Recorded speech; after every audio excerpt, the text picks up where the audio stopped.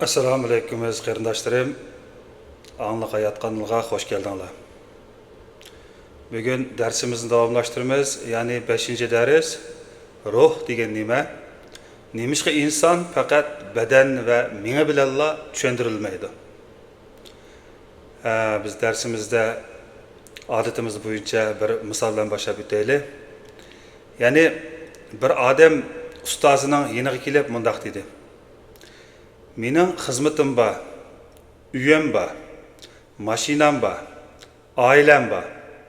Tamoqqa, kiyimga, sayohatga yetarlik pulim bor. Sirtdan qaraganda hayotimda cho'ng bir kamchilik yo'q.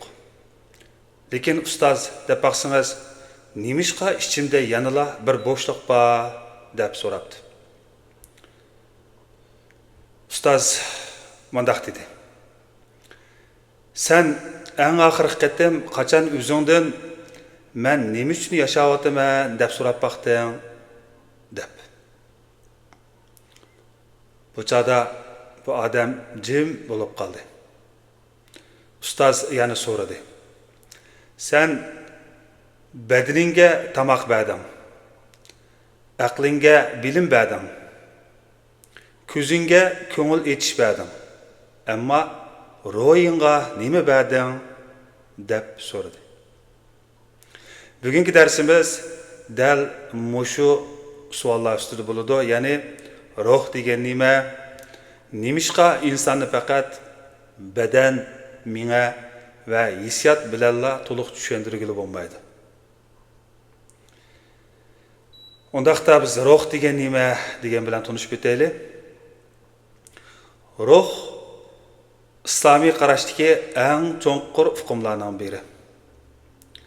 Bu yerda bir narsani aniq qilish kerakki, u bo'lsa-mu, ruhning haqiqiy mohiyatini inson to'liq bilib bo'lolmaydi.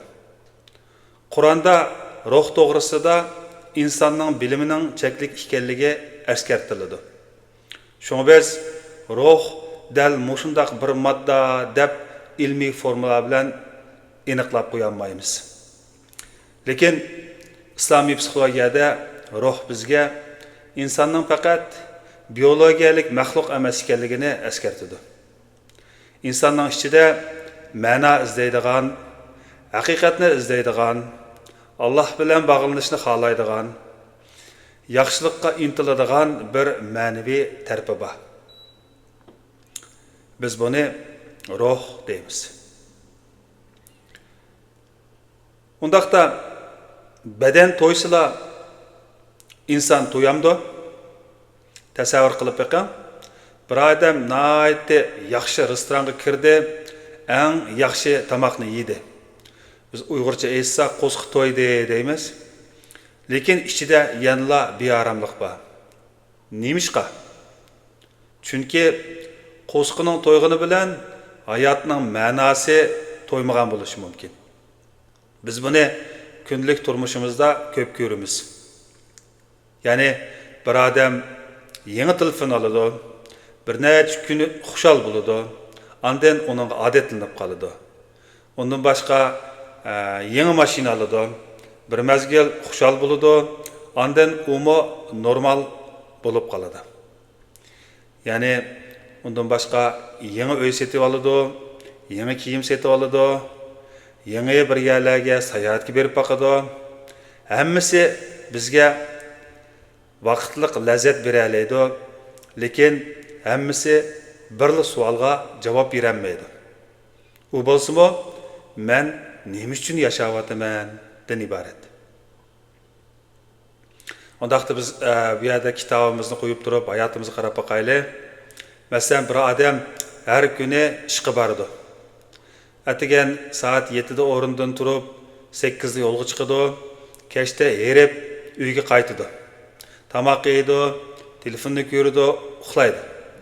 Ertasi yana shundaq takrorlanadi. Hafta, oy, yil o'tib ketadi. Bir kuni to'xtab, men faqat kun o'tkazyapmanmi yoki rostda yashayapmanmi deb so'rashchi. Bu savol ro'yi savol. Chunki inson faqat qandoq yashash bilan emas, nima uchun yashashnimi bilishni xohlaydi. Undaqda ma'no nimishqa bunchalik muhim? Bu yerda biz yana bir misol ko'rib boqaylik. Ikki odam o'xshash birlik qiyinchilikni boshdan kechirgan bo'lishi mumkin. Birinchi odam buning hammasi bekor deb undan voz kechishi mumkin. Yana bir odam bu qiyin, lekin men buningdan bir narsa o'rganaman deyishi mumkin. Bu yerda voqea o'xshash, lekin ma'no o'xshamaydi. Shunga ma'no insonning azobini qandoq ko'tardiganligiga, qarorlariga va umidiga cho'ng ta'sir ko'rsatadi. Shunga ruhiy hayotning bir qismi "Manga nima bo'ldi?" degan savoldan boshqa, buning ichida, ya'ni mushu qiyinchiliklarning ichida men qandoq odam bo'lishni tanlayman degan savolni so'rashdir. Ondaqda ruhiy bo'shliq kundalik hayotda qandoq ifodalanadi? Ruhiy bo'shliq kundalik hayotimizda hamisha men ma'naviy jihatdan bo'sh deb aniq ko'rinmaydi. Ba'zida u mundaq ko'rindi. Ya'ni hech narsa yetarli emas. Hamisha yana bir narsa kerak. Texmo ko'p pul kerak. Texmo ko'p boshqalarning diqqati kerak. Texmo ko'p boshqalarning madiyasi kerak. Texmo ko'p ko'ngil etish kerak. Texmo ko'p narsa setib olish kerak degandek. Biz ichki bo'shliqni sirtqi narsa bilan to'ldirishga tirishimiz, lekin ba'zi ba'zida biz bo'shliqlarni mol-mulk bilan to'ldira olmaymiz. Chunki ularning tillari boshqa-boshqa. Undaqda meni hamma odam yaxshi ko'rsin degan ehtiyojni qanday tushunamiz? Ba'zida ruhiy ma'no ojizliganda biz o'z qimmatimizni boshqalarning ko'zidan izlaymiz. Birsi bizni maqtab qo'ysa, xushal bo'lamiz. Birsi tanqid qilsa, butun bir kunimiz bearamchilik tuyuladi. Masalan, mening bu videosimizga ko'p odam qaragan bo'lsa, ya ko'rgan bo'lsa, o'zimni qimmatli his qilishim mumkin. Oz odam qaragan bo'lsa, men yaxshi emas ekanman deb qarab qilishim mumkin degandek. Bu yerda bir savol bor. Ya'ni mening qimmatimni kim belgilaydi? Agar bu javobni faqat jamiyatdan olmoqchi bo'lsak yoki boshqalardan olmoqchi bo'lsak, qalbimiz doim tavrinib turdi. Islomiy qarash bo'lsa, insonning qimmatini faqat ishlab chiqarish, pul, chiroy yoki boshqalarning maqtishi bilan o'lchmaydi. Undaqda biz ruh va ibodatning munosabatini ko'rib boqaylik. Ba'zida ibodatni faqat vazifa deb tushunib qolamiz. Ya'ni namoz o'qish kerak, Qur'on o'qish kerak, duo qilish kerak. Lekin ruhiy nuqtadan qaraganda ibodat faqat bir majburiyatlar emas. U Alloh bilan bog'lanishdir. Namozning ma'nosi faqat harakatlarni to'g'ri qilish emas. U bir kunda qayta men faqat dunyoning ichida yo'qolib ketgan bir maxluq emasman deb o'zimizni eslatadi. Duo bo'lsa, men hammani o'zim bilan kontrol qilishim kerak emas ekan deganni bizga e'tirof qilg'izadi. Zikr bo'lsa diqqatimizni qayta to'g'ri yo'nalishga o'tkazadi. Tafakkur bo'lsa yana bir qatim ma'noni ko'rsatib berdi. Undaqda ibodat qilgan odam nimishqa yanilam bearam bo'lishi mumkin? Bu nihoyatda muhim savol. Bir odam namoz o'qiydi, Qur'on o'qiydi, duo qiladi, lekin yanala andisha, tushkunlik yoki boshqa ro'yi qiyinchilik bilan kurash qilishi mumkin. Bu uning ro'yi yo'q yoki iymoni ojiz deganlik emas. Chunki inson birlik qatlamdan tuzilmagan. Uning badani, mingisi, hissiyoti, o'tmishdagi tajribasi, ijtimoiy munosabati, qalbi va ro'yi hayoti bor. Bir tarafdagi masalani faqat boshqa bir taraf bilanla tushuntirish to'g'ri bo'lmaydi. Ro'yi qiyinchilik bor odam ma'naviy yordamga ehtiyojli bo'lishi mumkin. Shuning bilan bir vaqtda kasbiy psixologiyalik yoki davolash yordamiga mo ehtiyojli bo'lishi mumkin. Undaqda ruh bilan nafsning farqini qanday tushunamiz? Buni bak oddiylashtirmay tushunish kerak. Ya'ni nafsimiz ko'pincha men hozir nimani xohlayman deb so'raydi. Ro'yimiz bo'lsa nima to'g'ri, nima ma'nilik, men qanday odam bo'lishni xohlayman degan savollarni kuchaytiradi. Masalan, nafsingiz o sizni haqorat qildi, senmo darhol javob qaytar deyishi mumkin. Ro'yimiz bo'lsa, ya'ni ro'yi yo'nalish, men g'azabga qul bo'lmayman yoki odillikni tanlayman deyishi mumkin. Bu yerda ichki kurash bor.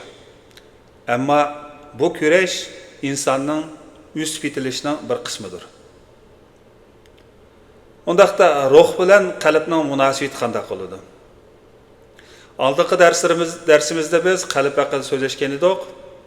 Ya'ni qalbni insonning ichki yo'nalishi, niyati va ma'naviy holati bilan bog'ladik. Ruh bo'lsa bizga bu ichki hayotning faqat psixologiyalik emas, ma'naviy cho'nqurliqimi borligini eskartadi. Bularni butunlay ayrim qutilarga silib qo'yish qiyin. Lekin tushunish uchun mundaq deyalaymiz. Ya'ni qalb ichki yo'nalishning markaziga o'xshaydi. Nafsimiz istak va men tarafimizga bakrak yaqin. Aql bo'lsa tahlil qiladi, farqlantiradi. Ruh bo'lsa insonning ma'naviy mohiyati va Alloh bilan bo'lgan cho'nqur bog'lanishiga ishora qiladi. Islomiy psixologiya insonni mushu taraflarning bir butunligida ko'rishga tirishadi. Undaqda bir dada nimishqa ishlashi mumkin. Bir misol ko'rib boqaylik. Ya'ni bir dada har kuni 10 soat ishlaydi. Sirtdan qaraganda u pul tepayotdi. Lekin u o'zidan mundaq so'ragan bo'lsa, ya'ni men nima uchun ishlayapman deb. Faqat pul uchunmi yoki oilamga omonlik yaratishni bir mas'uliyat deb qarg'achqimi deb so'ragan bo'lsa. Bu yerda o'xshash bir ishni ikki xil savol orqali bu yerdagi niyat va ma'no farqli qilyapti. Ya'ni beshida men pul uchun ishlayapman desa, uning beradigan ma'nosi boshqa bo'ladi. Keyinidagi ikkinchi savolidagi oilamga omonlik yaratishni bir mas'uliyat deb qarg'a chiqishlayapman desa, bu yerdagi ma'no yana boshqacha bo'ladi. Demakchi, ma'no bo'lganda odatdagi bir ishning o'zimi ibodatga yaqinlashishi mumkin. Shunga ruhiy hayot faqat masjiddagi vaqtni ko'rsatmaydi.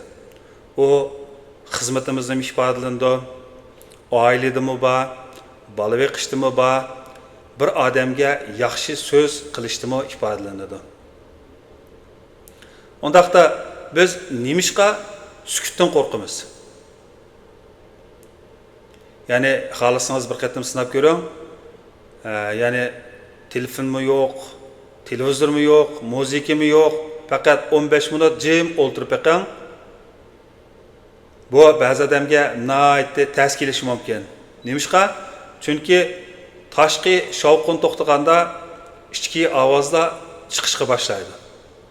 Ya'ni men xushalmi? Men nimadan qechyapman? Men rostilla xohlaydigan hayot mushumi degandek savollar bizni qijinishi mumkin. Shunga biz ba'zida har bir bo'shliqni telefon bilan to'ldirishimiz mumkin. Ruhiy tafakkur bo'lsa, sukutdan qochmaydi. U sukutni o'zini anglash bo'shliqiga aylantirdi. Ondaqda pul bizga ma'no beralamdi. Ya'ni bizning hayotimizga ma'no beralamdi. Pulning rolini kichikiltishga bo'lmaydi. Pul bexatarlik yaratadi, yemaklik, uy, davolanish, tarbiya va nurg'un yaxshi ishlarga yo'l ochadi. Lekin pulning qilinmaydigan ishlarim bor. Pul men nima uchun yashayapman degan savolga o'zi javob berolmaydi. Pul u bir qurol, maqsad emas. Agar qurolni biz maqsadga aylantirib qo'ysak, bu yerdagi yetarlik degan nuqtamiz yo'qolib ketadi. Ya'ni bizga o'chada 1 million bo'lsa-mo, yana kerak deymiz, 2 million bo'lsa-mo, yana kerak deymiz. Chunki bu yerdagi bo'shliq, ichimizdagi bo'shliq, ma'naviyatimizdagi bo'shliq pul bo'lmaganligi uchun bu yerda texmi ko'p pul orqali biz bu bo'shliqni to'ldira olmaymiz. Ondaqda ruhiy sog'lomlik va ma'noning o'rtasidagi munosabatni ko'rib boqaylik. Ma'no ruhiy sog'lomlikqa nihoyatda muhim kerak bo'la oladi. Lekin hayotingga ma'no top, shuning bilan hamma kasallik saqlaydi deyish to'g'ri emas. Ba'zi ruhiy kasalliklarga davolash, dora va yoki boshqa kasbiy yordam lozim bo'ladi. Islomiy psixologiyaning kuchimi dal mush yerda bo'lish kerak. Bir tarafdan insonning ruhiy, ma'naviy ehtiyojini ko'rish kerak. Ya'ni bir tarafdan zamonaviy psixologiya va tibobatning foydali bilimlarini rad qilmaslik kerak. Undaqda bugungi darsdan mundaq mashq o'rinlashtira olamiz. Ya'ni nima uchunni 3 qatim so'rash. Bugun o'zingiz doim qiladigan bir ishni tanlang. Masalan, kunda biz xizmat qilamiz, ya'ni ishlaymiz, yoki buni tanlasangiz ham bo'ladi, yoki biz kunda o'qiyotgan bo'lamiz, buni tanlasak ham bo'ladi, yoki biz kunda pul tepayotimiz, yoki biz kunda bolaga qarayotimiz, balam qarayotimiz degandek. Yoki masalan men YouTube chiqaryapman, YouTube'ga video ishlayapman degandek. Anda mushuning ichidagi birini tanlab, men zodi buni nima uchun qilyapman deb so'rab beqing. Uning javobidan yana nima uchun deb so'rab beqing. Uning javobidan yana nima uchun deb so'rab beqing. Balkim bundaq qilgan vaqtida biz yuzaki javobdan cho'nqur javobga erishishimiz mumkin. Masalan, men pul tepish uchun ishlayman degan bo'lsak, nima uchun ishlaysa, ishlayapman degan savolga nima uchun deb so'rarsak, men pul tepish uchun ishlayman deb javob bergan bo'lsak, Onun yana bir qatam nima uchun pul topsan deb so'rasak, oilamga yaxshi hayot berish uchun deyishimiz mumkin. Onun yana nima uchun deb so'rasak, chunki men ularga mas'ul bo'lishim kerak va men ulardan muhabbat his qilaman deb javob berishimiz kerak. Mana bu yerda faqat xizmat qilish, ya'ni ishlash degan bu hukm faqat ish bo'lib qolmaydi, balki uning ichida bir ma'noni ko'ramiz. İkinci meşik, ro'yingizga nima beryapsiz? Ya'ni bugun o'zingizdan mushu savollarni so'rab beqing, tuvandagidek, ya'ni men badanim uchun nima qilyapman? Aqlim uchun nima qilyapman? Hissiyotim uchun nima qilyapman? Ro'yi hayotim uchun nima qilyapman degandek. Balkim bu yerda javoblar o'xshash emas. Ba'zimiz badanimizni yaxshi beqimiz, ammo ro'yimizga vaqt ajrata olmaymiz. Ba'zimiz ro'yi ishlarga ahamiyat beramiz, ammo uyqumizni va uyqumizga va badanimizga sal qarashimiz mumkin. Bu yerdagi sog'lom hayot degan bir tarafni ham kuchaytirib, yana bir tarafga sal qarash, ya'ni bir tarafni boshqa tarafning badaliga cho'ngaytirish deganlik emas. Bu ikkilisi tampon bo'lish kerak. Ondaqda biz yana undan boshqa oila uchun bir mashq o'rlashtiraylik. Ya'ni bugun oilangizdagilarning ichidagi birsidan o'xshamagan bir savolni so'rab beqing. Ya'ni burun bugun nima qilding degandek savollarni so'ragan bo'lsak, uning o'rniga biz bugun qilgan ishlarning ichida sana eng ma'nili tuyulg'ini qaysi degan savolni so'rab beqing. Bu yerda javob qiziqarli bo'lishi mumkin. Balkim bolangiz do'stimga yordam berdim deyishi mumkin. Jo'rangiz balkim bugun onam bilan kurashdim yoki so'zlashdim deyishi mumkin. Biz ba'zida oilada faqat xizmat to'g'risida, pul to'g'risida, o'qish to'g'risida va tamoq to'g'risida so'zlaymiz. Lekin ma'no to'g'risida nihoyatda oz so'zlaymiz. Shuning uchun bugun biz bu yerda sana eng ma'nili tuyulg'ini qaysi bugungi ishtirongda deb bir so'rab boqaylik. Shuning bilan do'stlar, bugungi darsni bir xulosa bitay. Bugun biz ruh haqida so'zlashdik. Ruhning mohiyatini to'liq bilamiz deb da'vo qilmaymiz, lekin ruh hukmi bizga bir cho'ng haqiqatni eskartadi. Ya'ni inson faqat badandilla emas, faqat minglam emas, faqat hissiyot emas, faqat iste'molchimi emas. Inson ma'no izlaydi, bog'lanish izlaydi, haqiqat izlaydi. O'zidan cho'ng bir maqsad bilan yashashni xohlaydi. Shunga ba'zida bizning masalamiz hayotimda nima ekan degan savolga texmo ko'p narsa xush bilan hal bo'lmaydi. Balkim to'g'ri savol, men hayotimdagi bor narsalarni nima uchun ishlatyapman degan savoldir. Darsning beshidagi odamni esingizga ilib beqing, ya'ni uning uyi bor edi, xizmati bor edi, puli bor edi, ammo ichida bo'shliq bor edi. Ustozning savoli bo'lsa, oddiy edi. Ya'ni sen badaningga tamoq berding, undaqda ro'yingga nima berding deb so'radi. Bugungi darsni shu bir jumla bilan oxirlashtira olamiz. Ya'ni hayotni faqat nima bilan to'ldirganligingiz emas, uningga qandoq ma'no berganligingizga